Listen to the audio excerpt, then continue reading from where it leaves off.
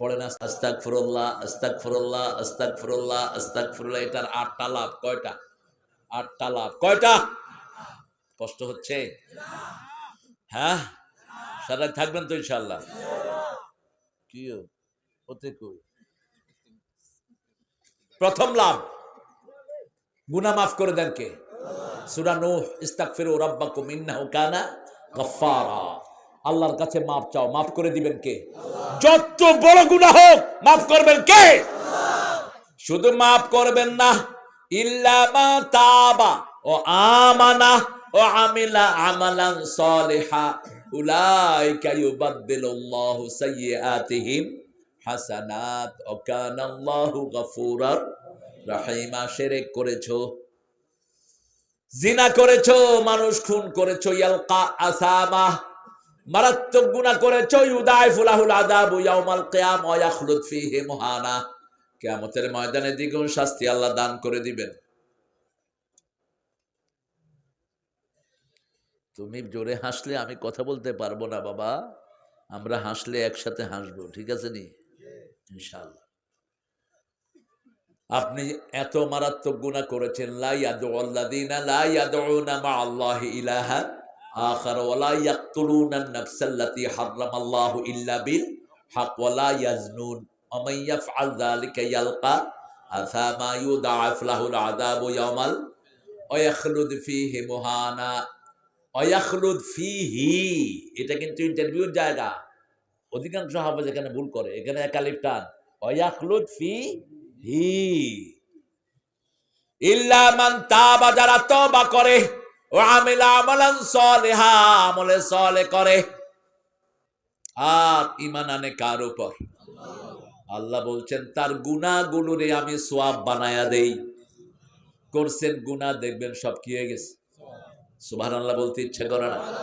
যেমন রমজানে তারাবি পড়ি, আমলনামায় উঠবে ফরজের সওয়াব। কিসের সওয়াব? সালাম দিলে নফলের সওয়াব, কিন্তু রমজানে দিলে কিসের সওয়াব? ফরজের সওয়াব। যত বেশি নফল পড়বো তত লাভ না লস? তারাবি 20 রাকাত না 40 রাকাত? 40 রাকাত তো কোন কোন সাহাবী পড়তেন, 42 রাকাত পড়তেন। কম্পিটিশন দেন। একটা চমৎকার হাদিস, হাদিস সবগুলো চমৎকার, কিছু বেশি চমৎকার। রাসূলকে আল্লাহ বলছেন, ও নবী, আপনার উম্মতদেরকে বলে দেন তারা যৌবনে যে অভ্যাসটা করে ইবাদতে, যেমন 10 বছর 20 রাকাত পড়লেন, এই বছর অসুস্থতার কারণে, বৃদ্ধতার কারণে 20 রাকাত পড়তে পারলেন না। রাসূলকে আল্লাহ বলছেন তোমার উম্মতদেরকে শোনাও, ওই 20 রাকাতই আমি মৃত্যু পর্যন্ত তার আমলনামায় লিখে দেব। ইবাদতে যেন কোনো কমতি না হয়। এখনই যৌবন, ইবাদত করার শ্রেষ্ঠ সময়, ঠিক না ঠিক? আবু হুরায়রা রাদিয়াল্লাহু আনহু খুব ক্ষুধার্ত, তিনি ওমর ফারুককে সালাম দিলেন, নিয়ে গেলেন, সালাম নিয়ে চলে গেলেন। আবু বকরকে সালাম দিলেন, সালাম নিয়ে চলে গেলেন। আসলেন মুহাম্মদ সাল্লাল্লাহু, রাসূল আগে তাকে সালাম দিলেন, আমরাও আগে সালাম দিব, রাজি আছি তো? বিবিকে দিবেন তো সালাম? আমগো নোয়াখিল্লা লক্ষুরার গুলো বড় সালাম দেন। কই এই কই রে, ফোন ধরস না কা? তোর বাফিনি বিল দে।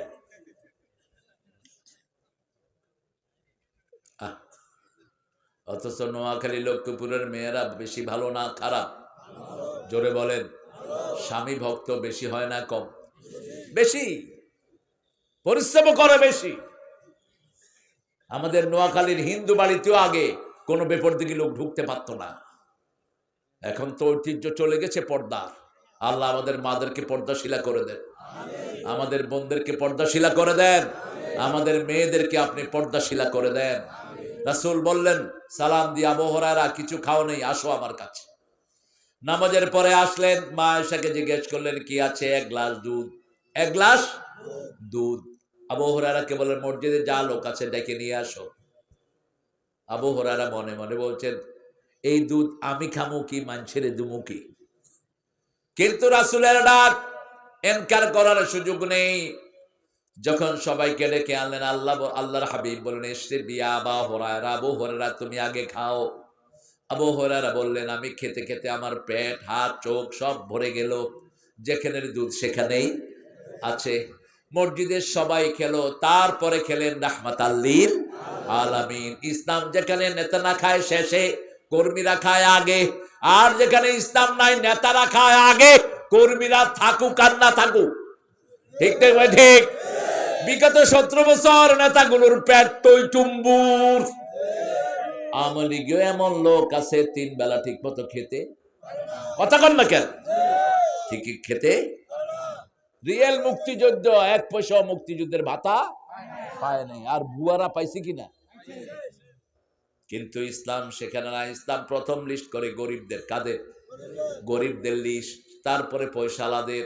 কোন পয়সালার পয়সা কোন গরিবের কাছে যাবে কেউ টের পাবে। ফাত্তাকুল্লাহ ওয়াসলিহু যাতা বাইনিকুম, পরস্পরের মধ্যে তোমরা সমঝোতা করো, পরস্পরের মধ্যে ইসলাহ করে নাও। তোমার ভাই তোমার জিনিস খাচ্ছে, ভাইয়ের বিরুদ্ধে মামলা করো না। এত মামলাবাজ বাংলাদেশের লোক, 4 গন্ডার লাই 10 বিঘা বেচে, তাও মামলা ছাড়ে না। আছে না নাই? এই ভোলাতে গেছি আমি গত সপ্তাহে। ভোলার কোথায় গেলাম?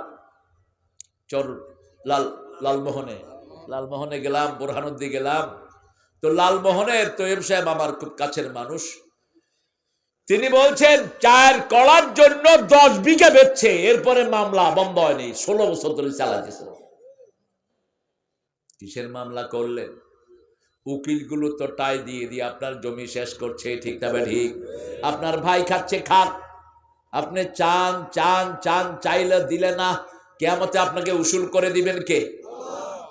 আমার তো পাওয়ার একটা জায়গা আছে। ভাই আপনার জমি খাচ্ছে, আপনার ভাতিজা খাচ্ছে, তাদের সাথে কথা বন্ধ করবেন না। কিছু হলেই আমাদের পিতামাতারা বলে তোরে ত্যায্য করে দেব, ভূমি থেকে বাদ দিয়ে দেব। অথচ ইয়াকুব আলাইহিস সালামের 12 সন্তান, 10 জনে মিলে ইউসুফকে কূপে ফেললো, একজনকেও বঞ্চিত করেন নাই, সবাইকে রেখেছেন সাথে। আপনার সন্তান ত্যায্য করে দিলে আরো খারাপ হয়ে যাবে। ঠিক না ঠিক?